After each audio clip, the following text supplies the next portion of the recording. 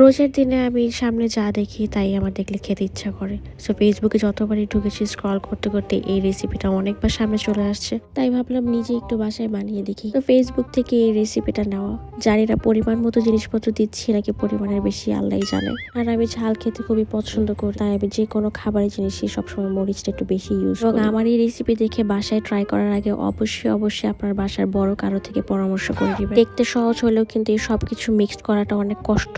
ভাবে মিক্সড হয়ে যাওয়ার পর আমি ট্রাই করছি এটাকে একটু গোল রুটি শেপে আনার জন্য। এবং যা ভেবেছিলাম তাই, আমি গোল রুটি শেপে আনতে ব্যর্থ।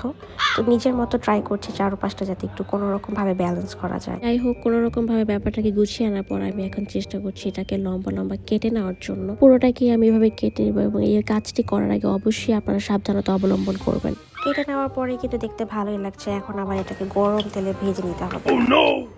এবং আমি আবারও বলে নিচ্ছি, এইসব কাজ করার আগে এক্সপার্টদের অবশ্যই পরামর্শ নিয়ে আসবেন।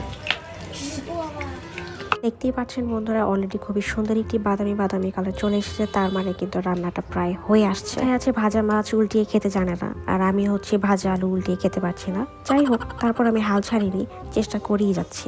অবশেষে কিন্তু আমার রান্নাটা হয়ে গিয়েছে। এখন আপনি দেখতেই পাচ্ছেন ব্যাপারটা ধরতে কি সুন্দর টুস করে ভেঙে যাচ্ছে। সবকিছুর পরে এখন নিজের রান্না যখন নিজেই টেস্ট করব, ব্যাপারটার খুশি অন্যরকম। মনে অনেকখানি এক্সাইটমেন্ট এবং খুশি নিয়ে ব্যাপারটা যখন টেস্ট করতে গেলাম, তখনই আমি বুঝতে পারলাম এখানে তো লবণই হয়নি। তারপর নিজেকে একটু সান্ত্বনা দেওয়ার জন্য নিজে বুঝ দিলাম যে এত লবণ খেয়ে কি হবে, বেশি লবণ খাওয়া তো ভালো না, কম লবণ খাওয়াই ভালো। অতঃপর আমার রান্নাটা আসলে খুবই ভালো হয়েছে। এবং এরকম চমৎকার রান্নার ভিডিও দেখার জন্য অবশ্যই আমার পাশে থাকবেন। সবাইকে ধন্যবাদ।